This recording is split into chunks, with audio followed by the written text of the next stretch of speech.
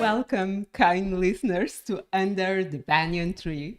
The live show where ancient epics meet modern minds. I am Leo, a yogini from the West, And I'm Mayank, a rationalist from the East. and together we journey through the Mahabharata from the retelling of Ramesh Menon, epic of war, faith, and everything in between. Everything in between. So we are here back again after a 10 weeks Yep. gap. And Mayank, do you want to share a little bit of what happened? Before I share anything, just keep an eye on the mic, please. Huh? Okay, I keep an eye on the map. So, yes, we had a very adventure filled and painful one for one person last few months. But finally we are here, which is a good news. But we also did some good things, like we attended a kirtan session and a workshop with Krishna Das, and it was magical. I think magical is, An understatement. and it's not only that. We always associate magic as something that doesn't exist. And I think the experience is mostly to show you that if it's magic, it does exist and it's within your heart. So it was loving and encompassing, all-encompassing experience. It was beautiful, and I'm very thankful to Krishna Das and Nim Karoli Baba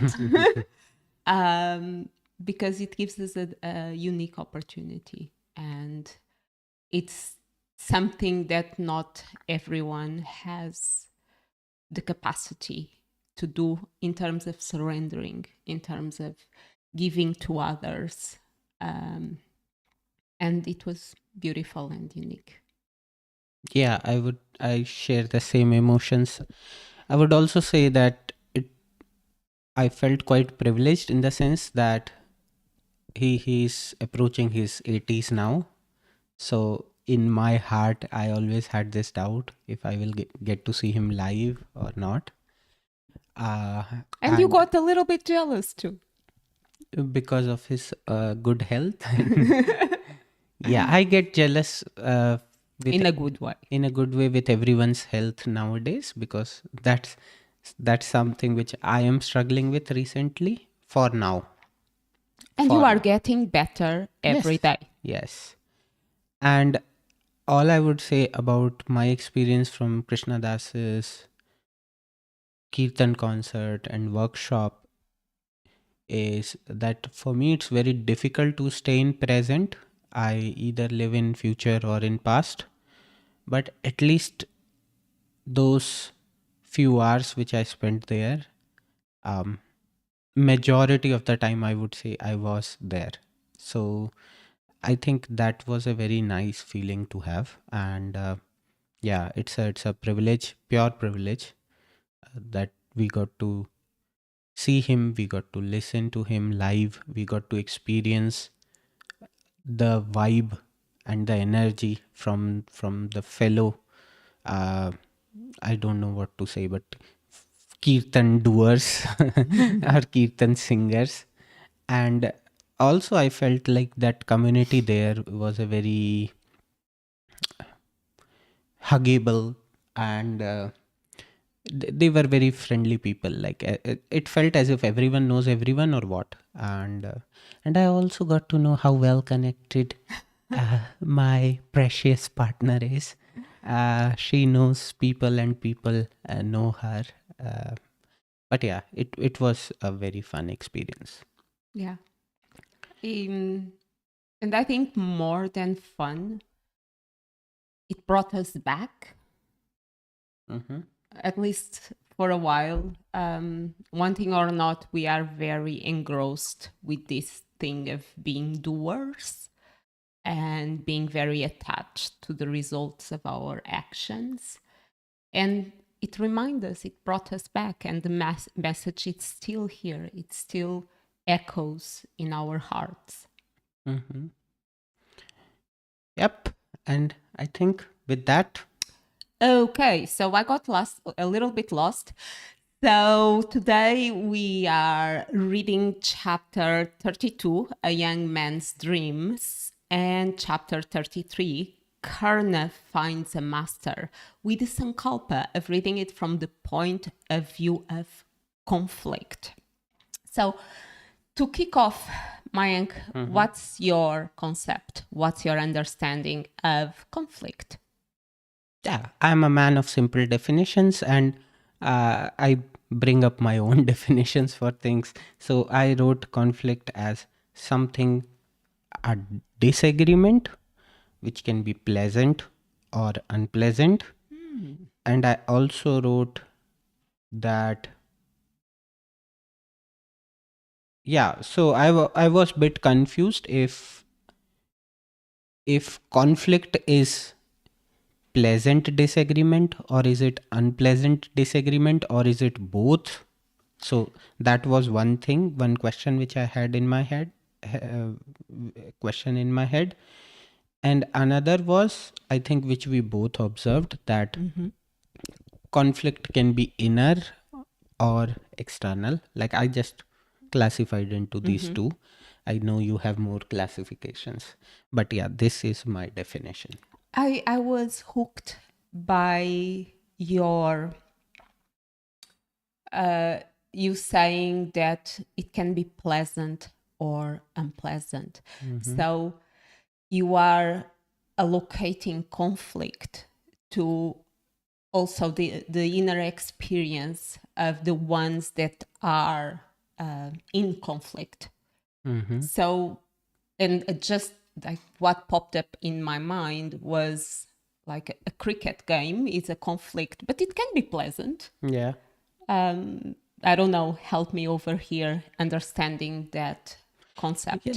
Yeah, like I thought on those terms. I also thought in terms like friends or spouses having conflict on how to approach something, say how to approach finances, or how to approach a trip. And not all those conflicts are unpleasant. Sometimes it's just that you want to convey that this is what you want to achieve, or this is what you are aiming for. And it's not that you want to win, you want both parties to win. And I also thought of another term which is quite common, conflict of interest. Now, sometimes conflict of interest can be a bad thing, Or but can be a good thing. I have yeah, two good things that I want to do, but I need to pick one. yeah, Like and many times when we are talking with a friend and we want to do something with that friend, but we already have something scheduled before, and we say, "Oh, I have a conflict." no, I'm talking about conflict of interest. So it's, say for example, if you are interviewing someone who is your friend, then you are supposed to tell your company that, oh no, I should not be interviewing this person because I know this person.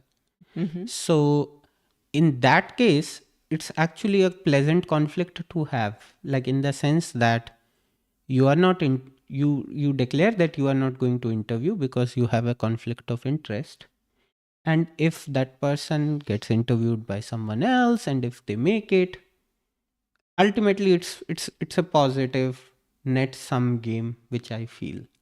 So I also feel that I feel there can be conflicts which can be pleasant, which can have pleasant outcomes. But one thing it's the outcome, Mm-hmm. another thing it's the conflict itself. Mm-hmm. Um, and one thing is the argument, another thing is the conflict itself. And I'm I'm talking and thinking at the same time that many times you have arguments about something, but the conflict, the inner conflict, it's actually something completely different. But I don't know. I understand where you are coming from. The conflict of interests, what I understand is the employee has two interests: protect the friend and protect the company. And the person might not be able of fulfilling both. If they are both positive, probably, but the inner feeling, it might not be so pleasant in the moment of the conflict.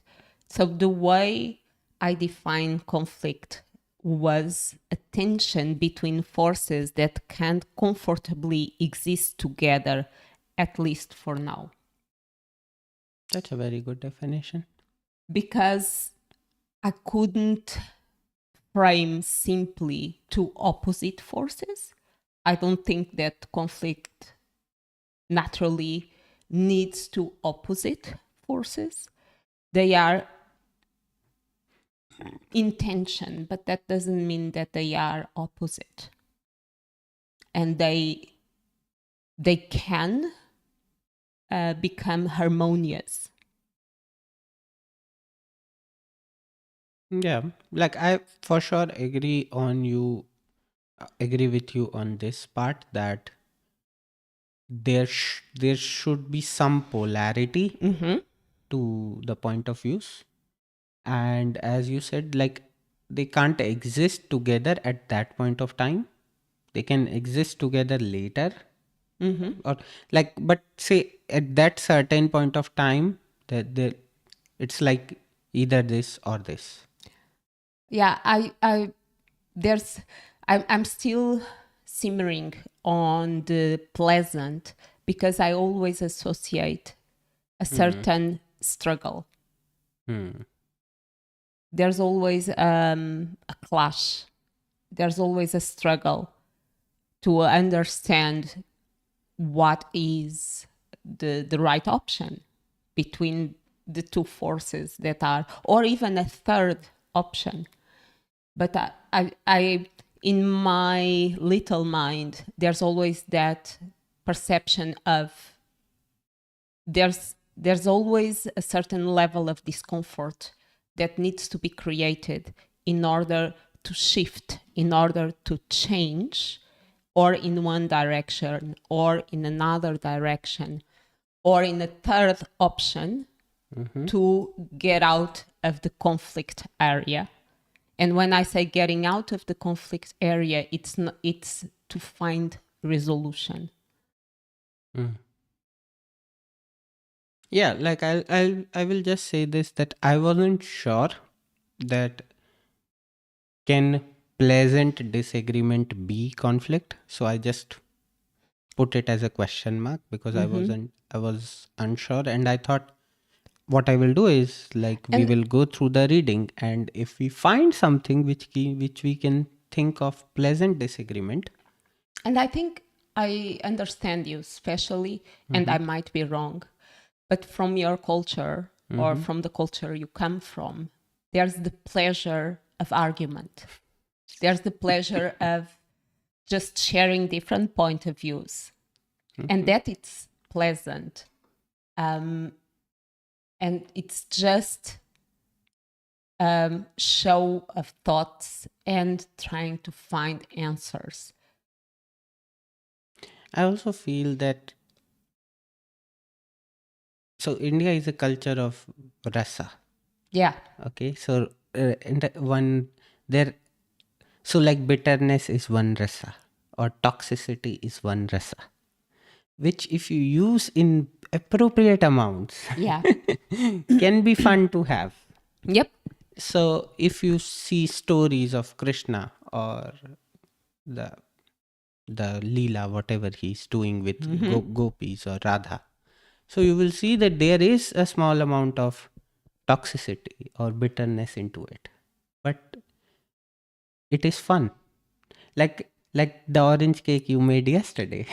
Yeah. The peel of oranges brought little bit bitterness to the cake. But the thing is, that's a very pleasant bitterness because it counters the sweetness. Hmm. So that's what I feel, that in those terms, I feel that there's a little fluidity. Uh, Things are not that binary. It's a lot gray Hmm. in the culture, that a little bit of toxicity between relationships or relatives, people people are habitual to bear those things. Like, it's not considered something terrible that now we will never talk to them or this or that. I think there's an understanding that people are complex and that people go in waves, and it's not a definite, it's not who you are, it's how you feel at that given moment. So going back to what Mayank said about conflict, so I try to understand where or how we can have conflict in a story or even in life. So I came up with the most obvious, that is, for me, it's the inner conflict, that we have two different concepts or ideas or paths or even truths, and being in conflict with ourselves and in conflict with the environment. There's the natural conflict with other people, that I want A, you want B, and now what should we do? And there's the conflict with the environment itself, like when you are in the forest and the environment around you feels harsh. Or even a conflict with the supernatural, like when, and for me, and going back to the Mahabharata, it's something like when Krishna reveals himself to Arjun. Like, Arjun was in conflict because he couldn't embrace the truth. So there's a conflict with the truth. But okay, I think we are done with exploring our Sankalpa, and we should move on to our Shravan, where Mayank will do a summary of the two chapters, and you can be succinct, Yeah. not do like me. Yeah. So the chapter starts with the young man's dreams. So Karna has got Karna got new horses and chariot from his father, but he's still not happy about it, and he tells his mother that his heart doesn't agree to accepting those horses and charioteer, because he always felt that he wants to become an archer, the greatest archer in the world. And then his mother Radha, she gets emotional, and then she starts telling him a story, that how they found him in a river, floating in a wooden box, wrapped in Silks. silks, and they inferred that probably he is son of some princess who let him go for whatever reasons. Based on Karan's appearance, he had a kavach, shield, a kundal, earrings. So they gave him different names. One name was Vasushen. Uh, he also got the name of Radhe because he was son of Radha. And because he had long ears, he also got the name of Karna. And Radha told all this story to him, and Karna got also emotional, and he said that he only has one mother, and that's Radha. And he told her that he's going out to look for a guru, for a master, because that's what his heart says. And he also says that you please convey this to father, and then he goes out. He first approaches Drona, who is the go to master if you want to learn archery in Hastinapur. And Drona says that he only teaches Kshatriyas, and because he's not one, and so he was denied of education. This makes Karn very sad. He comes back home, he's all sad, he's not talking to his mother, to his father. And this becomes his routine. Like he goes out, meets a new guru, he's sometimes out for days, comes back, he's all sad. No guru is accepting him. He's not eating, he's not taking care. Drinking. Yeah, he's not taking care of himself. So his mother is all worried, but his father was like, let's give him time. Maybe the fate has something great for him, some great guru for him. Then one day, Radha sees light in Karna's eyes again, and Karna tells them that he had, or I don't think he tells, but in his heart he knows that he had a dream where a lady who used to pop up in his dreams all the time, she tells him to go to Mahendra Parvat, Mahendra Mountain, to find Parshuram, Bhargav Parshuram. I think he's the sixth avatar of Vishnu, if I'm not wrong, and ask him to make him his disciple. Karna does the same, and while on the way, he was thinking if he should reveal his true identity to Parshuram or not. And in all this conflict, he reaches Parshuram and tells that he's a Brahmin, and therefore no one is accepting him for education.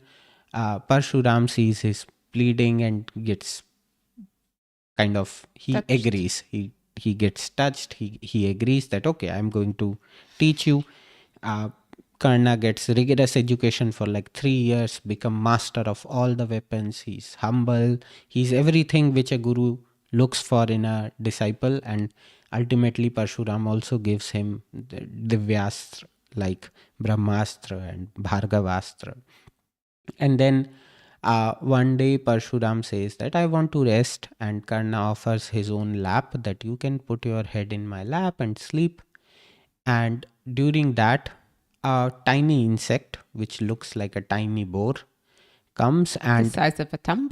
yeah, comes and injures Karna badly, but he doesn't want to disturb the peace of the sleep of his master, of his guru, so he doesn't move. And ultimately, when the blood of Karna drops on um, Parshuram, he wakes up. And as soon as he sees that Karna is injured but never moved, he says, well, for sure you are not a Brahmin. This kind of pain can only be borne by a Kshatriya. You lied to me, and I curse you that when you will need Brahmastra or any Divyastra, in the dire situation, in a moment where you will really need it in a battle, you will not be able to conjure it. So Karna pleads. He says, Guru, I have done everything, whatever you have asked for. I've been a good disciple.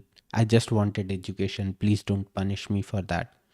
And with that, uh, Parshuram says, okay, I know that you are looking for fame, so I give you this blessing that you will have fame, you will be known as one of the greatest archer in the world, but I cannot take my curse back. Now Karna is all disheartened, disappointed, decides to go back, somehow stumbles up across a beach. He's all tired, he has not eaten anything. And then in he sees something white passing by, which he thinks that it's a deer or something, and he shoots an arrow. And unfortunately, that creature was a cow. And suddenly, a Brahmin appears and he sees that his cow has died. And Karna was very sorry about it, and he's pleading to that Brahmin that I can give you 1,000 cows in return of this one cow. And the Brahmin simply says that you cannot replace a child of a person with other kids or something.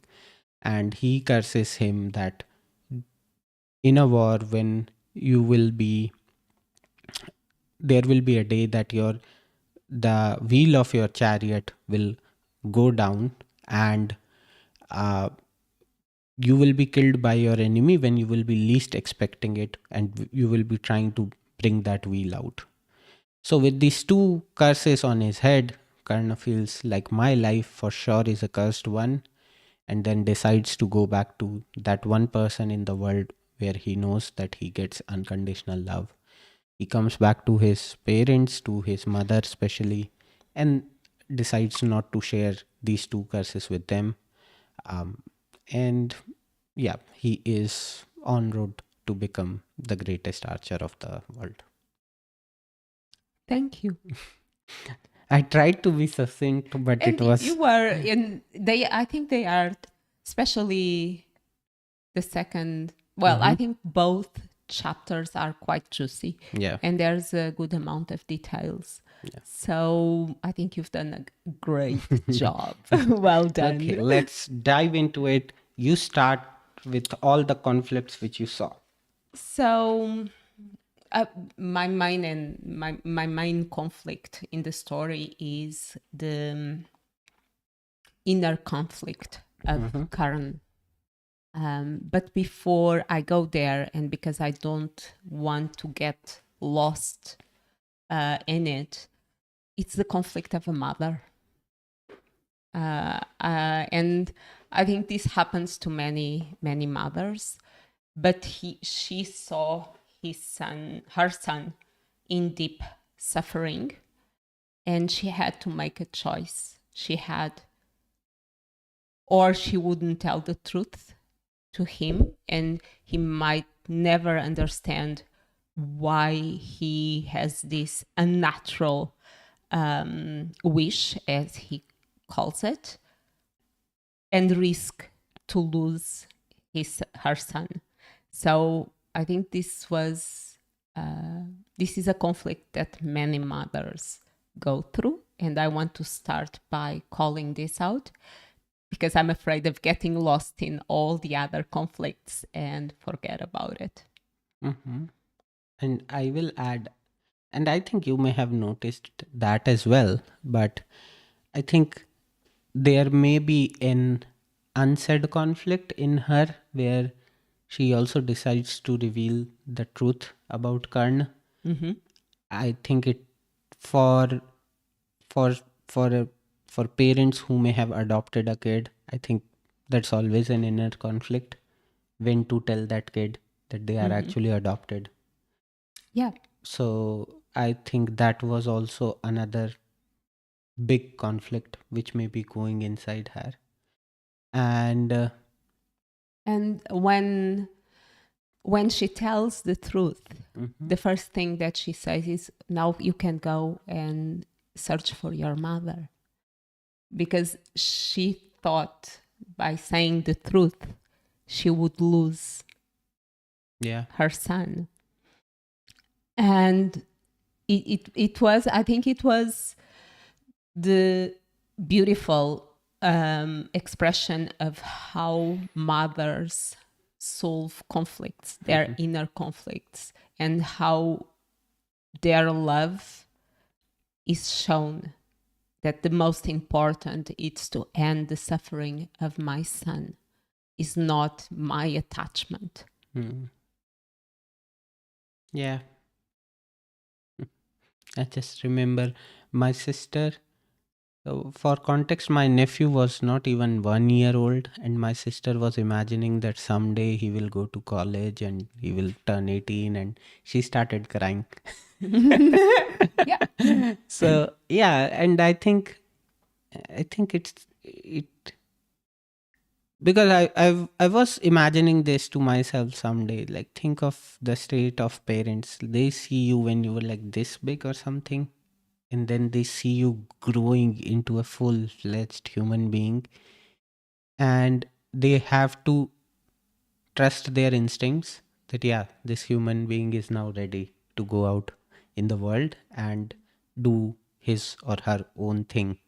So for sure, I think whatever Radha did in initial couple of pages was something very hard. And and I also felt that after all these conflicts, at least as a third party, if we see things, Mm-hmm. she did the right things in the end. Yeah. Like, as you said, she didn't prioritize her own attachment over, um, over say, Karn's fate, destiny, his talent.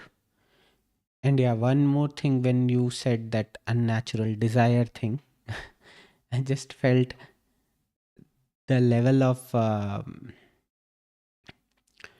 brainwashing that people want to do something in their lives, but they feel that that's unnatural. Like, they want to go for an occupation and they feel that, oh, this is an unnatural desire.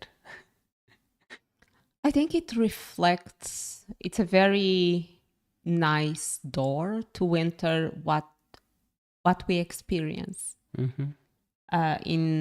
in today's life.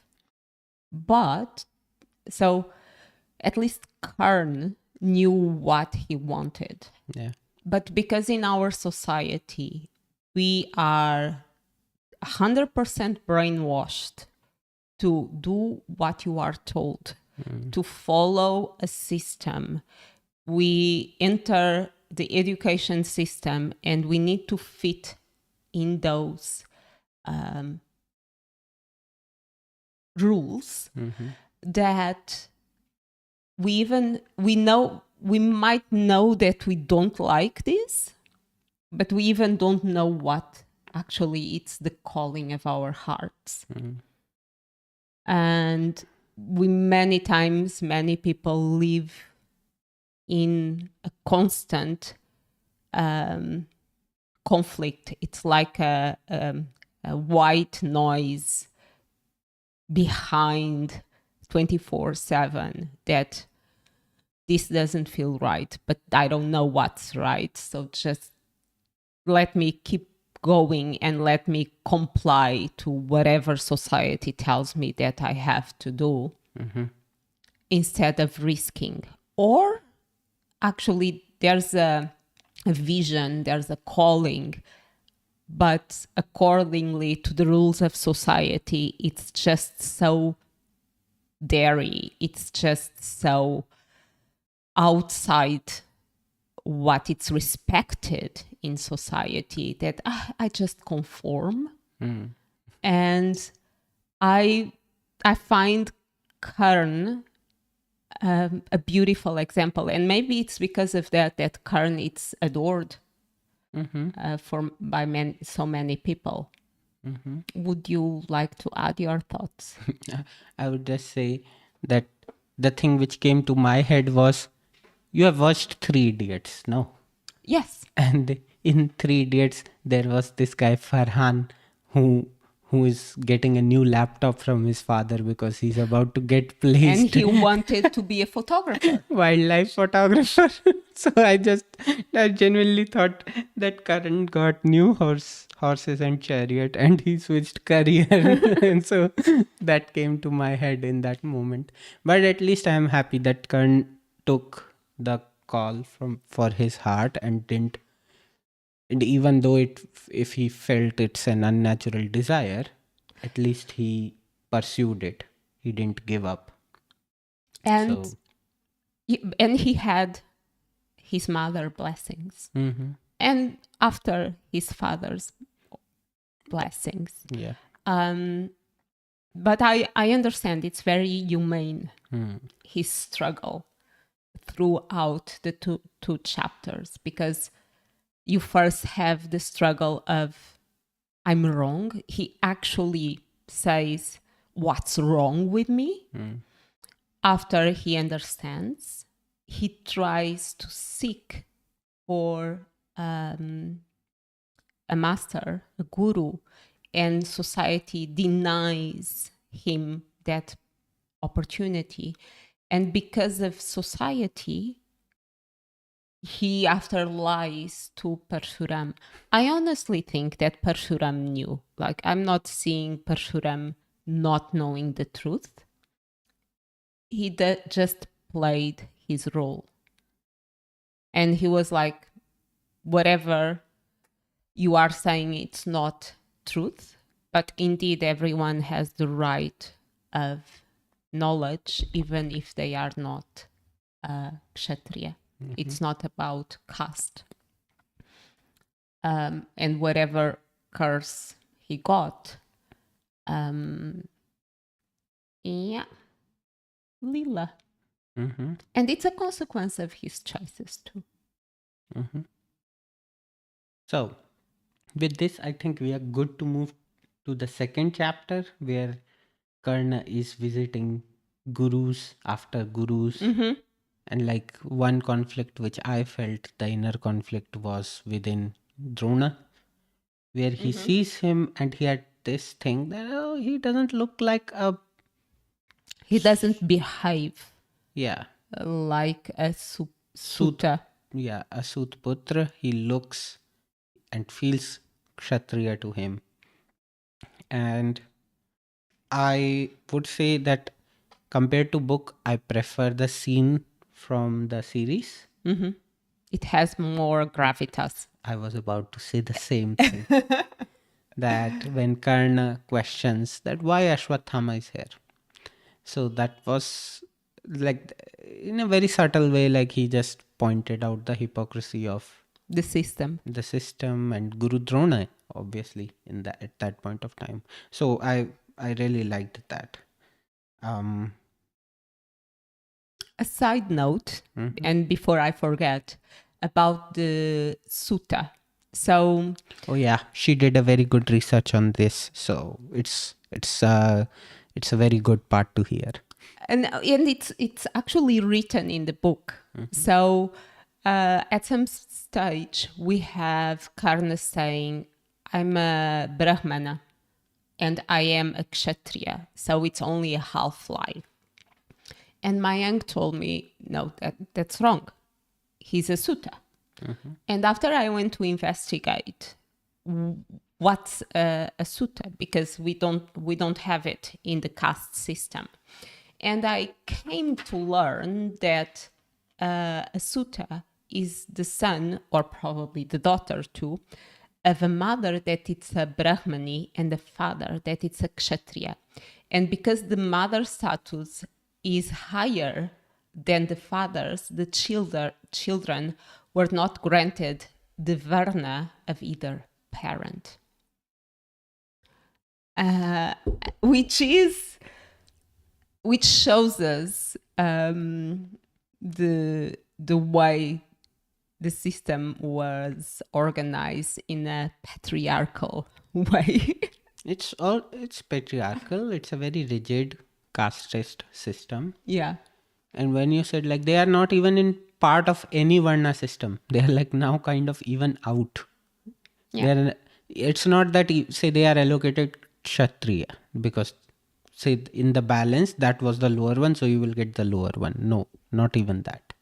So, and for example, Ravan, who was son of a Brahmin and a demoness, he's still called a Brahmin. Yeah. So as you said, the system is quite patriarchal.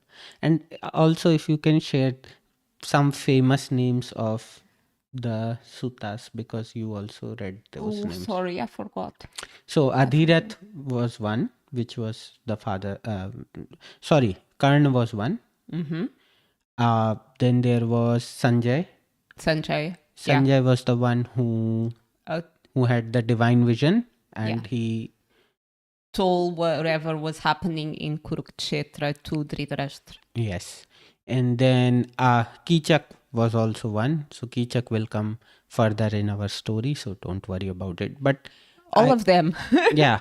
So I got to know that there are like famous Sutputras in Mahabharat, and I didn't know about this. I actually thought that they are probably in the Shudras in the Varna system or something like that. I considered Sutas to be that way because I felt being a charioteer means to serve someone. So you are part of Shudras. But that's not the case. And for me, that was a revelation. So in some ways, the lie of Karna was actually a half lie. Yeah. So, yeah. And do you think he really needed to lie? It's very difficult to say, like we don't know what state of desperation he was in. So I always relate it with that movie Passengers, which we Yes, watched. where he wakes up. Yeah. So he woke up and he was all alone, and for 1 year he was all alone. And then he wakes up another person. Mhm. And in my head, I think always like this, like, who am I to judge that person? Oh no, Yeah. no judging, Yeah. no judgment at all. Yeah. But like, I don't know how I may behave if I will Mm-hmm. be in that position. So I also feel that Karna, after so many disappointments, Yeah. and to be honest, when he was arguing with himself that, oh, I have been a good disciple and this and that, the only good argument in my head was, I lied because I wanted education. Mm-hmm. He just wanted to get educated, and the system is so skewed and so messed up that it's not allowing someone to get educated or to pursue something which they wanted. I just find that to be ridiculous. uh so It if made me think about Eclavia, yeah. but within this context, so in this retelling of Ramesh Menon, it was actually in a dream that he was guided by theoretically Kunti to go to Parshuram. So in a way, he was manipulated by the game to go to Parshuram. Yeah, maybe it can be a possibility that, say, if he would have told his truth to Parshuram, he may still have got an education. That's always a possibility. But we never know that alternate universe. True, true, true. And I actually wrote this as a, I would not say it a lack of conflict, but like I would call it like an avoidance of conflict. That all the gurus who rejected Karna education, they don't want conflict in their life. Oh, that's brilliant. Yeah, agree. So when, if you are someone who simply conquer to the system, who just agrees with the system without putting your own mind if that thing is wrong or right, then it's simply that you don't want a conflict, you want a peaceful life. And It's like the ministers of Ravan. yeah. We agree with you because we don't want to fight with you. Yeah. Just let me over here and enjoy the luxuries of Lanka, and that's it. Yeah. So that's what I felt. uh, I also wrote another conflict between Adhirath and Radha on how to pacify Karna. Oh, yeah. I would call this a pleasant disagreement. They both want good for Karna, they just have different approaches. That Radha is like, we should talk to him, and Adhirath was like, no, let him figure this out on his own.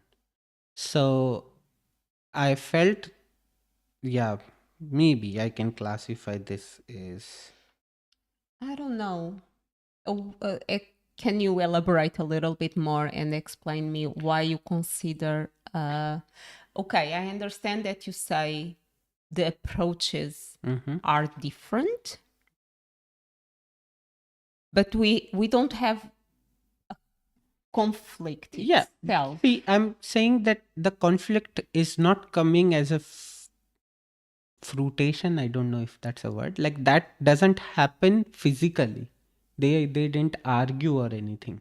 But it's like inside, they both had different approaches which they wanted to try out. And in the end, the approach of Adhirath was tried out. That Radha didn't disturb him. But like, I feel that ways there can be pleasant conflicts, and they may l- you may see a realization of them, you may see them happening, or they may be just subtle, that they are inside you and that's it. So I felt, because I genuinely, in that scenario, I felt that none of them are wrong. Radha is like, No, they are not wrong at all. I just can't, and I'm sorry, probably I'm too attached. I can't imagine that whatever they are feeling, it's pleasant. But I know No, that what you are saying is it's it's pleasant because the goal is the same. The way of achieving it, it's different. no, not even that. For Okay. me, the pleasant part is a set of parents who care about their child. Okay. That's for me is the pleasant part. Okay. Like, so it's like if you love someone, Mm-hmm. to care for them and to feel pain or agony, I feel that's also a beautiful expression. Okay. There's a there's a depth in it. Yes, but that doesn't mean it's pleasant. No, I'm not saying it's pleasant for them. I'm saying Okay. it's pleasant for the observers. Okay. Okay. Yeah, like I'm Okay. taking it pleasant from the observer point of view, that Mm-hmm. what we are seeing is pure love for their kid, Mm-hmm. where one parent is like, I can't see my kid in this much pain, I should talk to him, and one parent is like, no, let, because that's how parenting also works, like Mm-hmm. we see that a toddler is doing something stupid, and many times the father is like, let him, and the mother is like, what are you doing? So, but I think that there's a beauty to it. Okay. I understand what you are sharing. Hmm. I don't think the conflict Yeah. itself it's pleasant, Mhm. but for the observer, yes. And for the kid, like, think of this, the kid may in future will realize that, oh, my parents, they had different approaches, but both had the best intentions for me. Yeah, only in recalling, Yeah. only looking So back. But that's why I liked the part in your definition when you said things cannot stay together at that moment. mm-hmm, In later, after reconciliation, you can always find that, oh, okay, there was this way out or that way out. mm-hmm. But at that point of time, it's a conflict. Yeah. For me, it's not about, vinegar and olive oil that they will never mix. I never knew that. Oh. I will feel water and oil, they don't mix, but vinegar and oil, I didn't know Okay. that. I think it's Then about why we are putting vinegar and oil both in our salads if it tastes nice. if they don't mix? Graça. Okay. So what else? Well, there was a major inner conflict of Karna to share Do you truth. do you think there was a inner conflict in Parshuram When? when he cursed and after went back? All curses, they always go this way. So this Brahmin's curse was the first one where I saw that someone cursed and went away. No, sorry. Well, Yeah. he cursed and Yeah. after he said, "Okay, I can't take away the curse. However, because you are seeking fame, you will be famous." No, most of the curses, they give something else. Usually, that's the pattern, that they give you a curse. And when you plead, you get some sort of a counter curse or some sort of a Relief. relief. Like I told you that the Vishnu's guards, when Oh, they were yeah. cursed, they were given then options. So some sort of relief is given. There are very few curses where no relief is given, like this Brahman's curse, no relief was given. The curse which Dashrath got, no relief was given. So sometimes you may not get any relief, but sometimes you Yeah, may and get. but for me was like a hint that there was that at least that he felt bad. Yeah. I don't know if I can go directly to conflict, but at some stage there was that realization of maybe he's right. I was too harsh on him, and I find a conflict of blessings. Conflict of blessings. Yeah, Arjun, you will be the greatest archer. Ah, that's Karna, you clever will be one. the greatest archer. Iklavya. The greatest archer. And and it's almost about like who you have to kill to be the greatest. I'm so sorry for this. because they receive the same blessing. This is actually very clever one. But when we were talking about Karna's desperation, I made notes of two things. Somewhere he thinks to himself his life was not worth living anyway unless he would become an archer. Yeah. So like these lines are now showing his states, like how desperate he is. And another thing which I noted was when he was going through his rigorous training, he wants knowledge because knowledge gives power, because power gives Gives fame, which is everything. And that fame will bring honor to a Sutputra. I didn't know. I noticed that too. Yeah. So And do you think this is dharma or adharma? what I feel is that the same goal can be, people can interpret in so different ways. Like I can give you this an example and I guess you will relate with it. For example, uh, and it's not that I have a black and white opinion on these people, so don't interpret me that way. Gandhi, he belonged to a good, rich, like, Family. not very rich, but that they could send him to England in those times for studying. He became a lawyer, a barrister, okay, and he decided that he will wear those one piece cloth, okay, to honor the poor people of India. And there was another character, I don't know if you know him. His name is Ambedkar. He's known as someone who made Constitution of India or something. So he was from an untouchable caste in India. So his education was so tough that he wrote in his autobiography, which is like just 6 chapters, that when he used to go to the school, he has to sit at the doorstep to study on the floor. And and he was not allowed to drink water directly from the tap. So there used to be a peon who used to give him water like this and he used to drink it like this. And if that peon was not in school, so he had no water that day. So he wrote in his autobiography, no peon, no water. Now that person, when he becomes the maker of Constitution of India, he decides to wear a suit. He decides to look Western. He decides to look educated because that's what he wants his community to see. So what I felt in this thing, knowledge, power, fame, honor, that for a Kshatriya to become the greatest archer is about pride, okay, and eternal fame. For him, it's about emancipation. Yeah.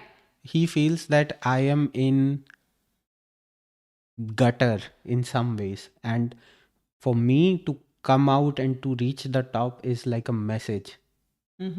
So that's why I felt some sympathies. And when you ask me this question, is it dharma or adharma, so I now interpret it from that. Like what I feel is that if you look at this situation with all this context, probably you may see it in a different way. If you don't see the context and someone just give you this arrows. No, and I asked the question because I didn't know where to place it. I was seeing that. I was Yeah. seeing someone doing the work of breaking down a system Yeah. that is wrong, but at the same time doing something for a selfish reason. Maybe it's both, Yeah. because there's no action that it's 100% one side or 100% the other side. So maybe it is a mixture of And both, and that's natural. yeah.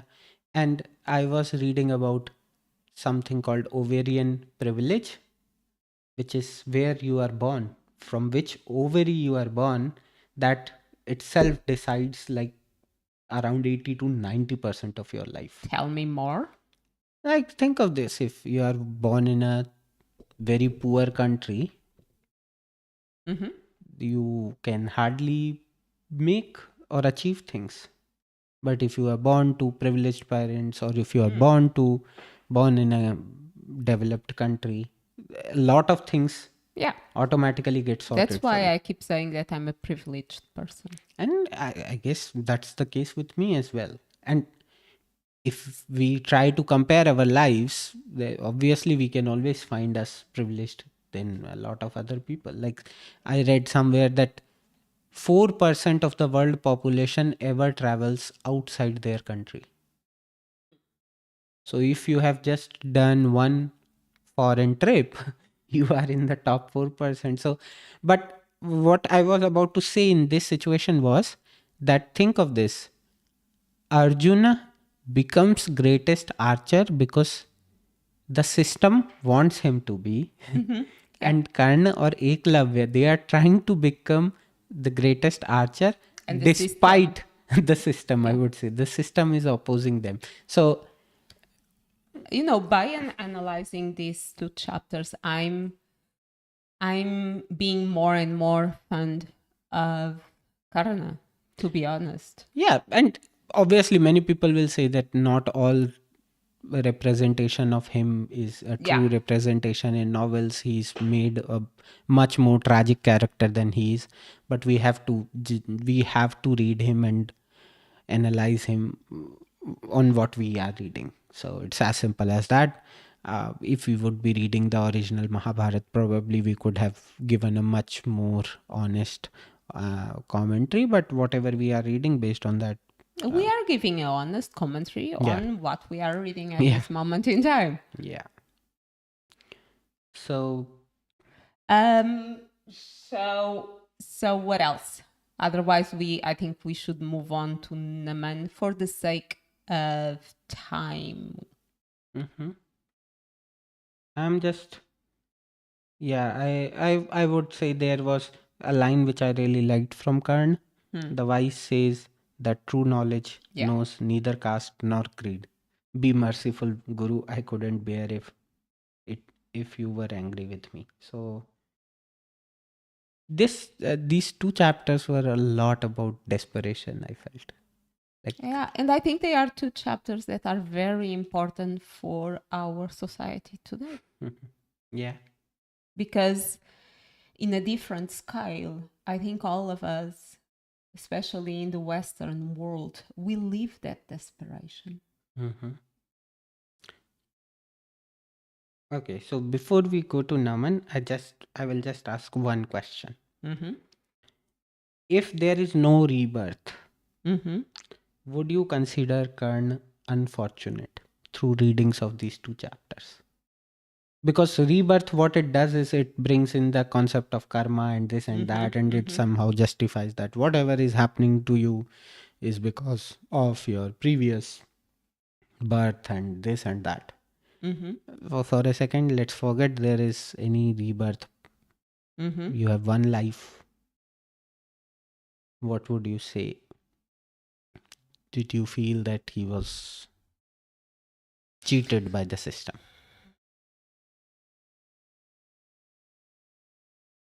I'm just reflecting.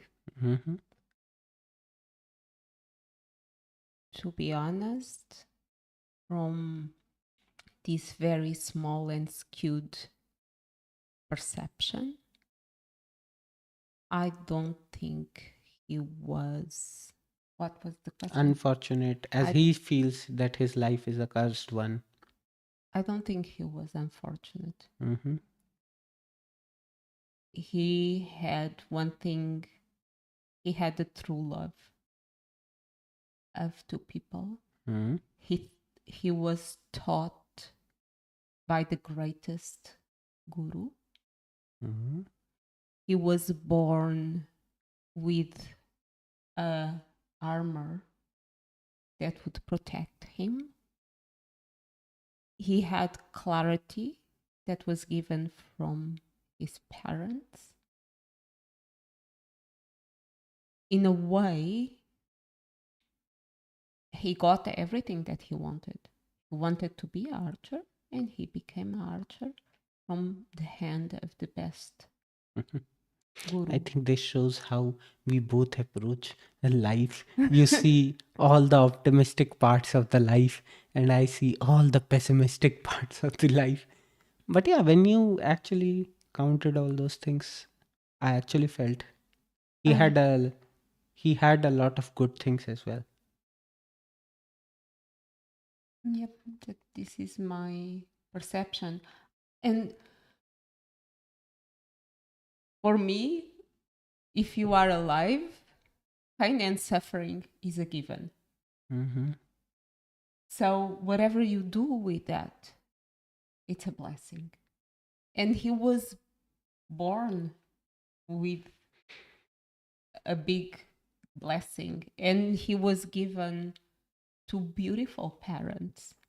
And to be honest, to feel so bad as a super Putra. suta putra in a way is harsh towards his parents. Mm-hmm. It was his issue. Yeah, was a issue that he chosen to take on himself because of the rejection of others. Mm-hmm. But you know, the only thing that you control it's the way you react Mm-hmm. to things, and decided to take it to to be offended by it. Mm. Yeah. Yeah, like because when I read it, I felt really bad. Because I think this is also one difference between you and me, that you are more about individual and individual work, and I get offended with what happens in society and system and uh For me, it's just because I think that by changing myself, hmm, we are changing others. And maybe this is an extremely naive point of view. Truly, I'm sorry, I don't care. mhm, But in my belief, we are ocean of consciousness. mhm, Everything is intertwined. So if I clean a little bit my own, what I perceive as being my individual self, I'm doing the same for others. mhm. And I completely understand your point of view and seeing the system and how things work. But that gives me a sensation of helplessness that I can't do anything. So I rather to feel empowered to change myself. And But what if mhm. your motivation is like, I will show the system that I am something?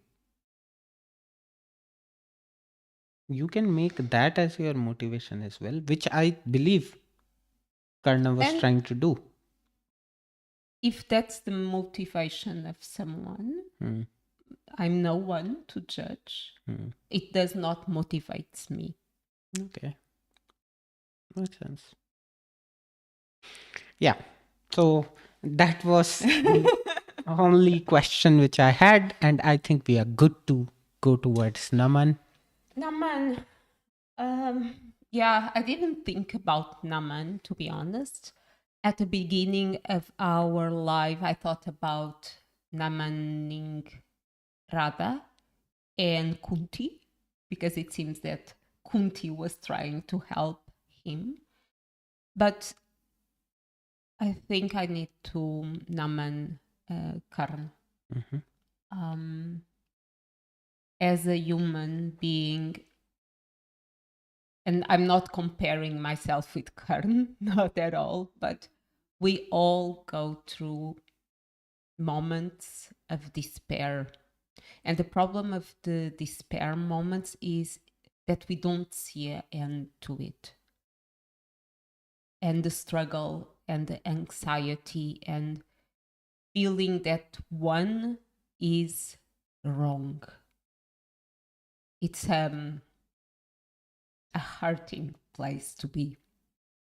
So I want to name him and probably humanity and all of us that at a moment take a deep breath and say why I'm saying I'm wrong and bring love to themselves and the ones around. Yes, and I get emotional because I think love and our humanity brings us together. Mhm. Yay!